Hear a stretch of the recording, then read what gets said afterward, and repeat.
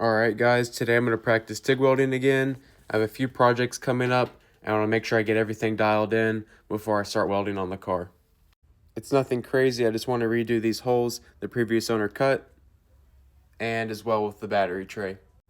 I also am going to cap the end of the frame rails, and I'm going to practice with this stainless Schedule 10 tubing that I have used to make turbo manifolds.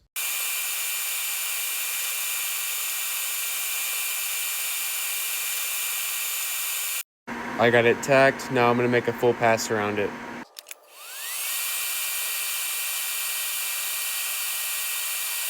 And that is probably one of the best welds I've done in a while. Now I'm going to go ahead and do the rest of it.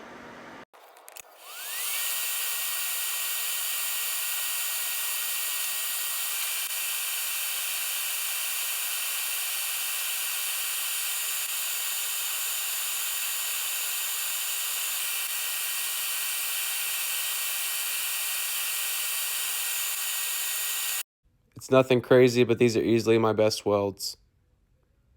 And now I think I'm ready to start welding on the car.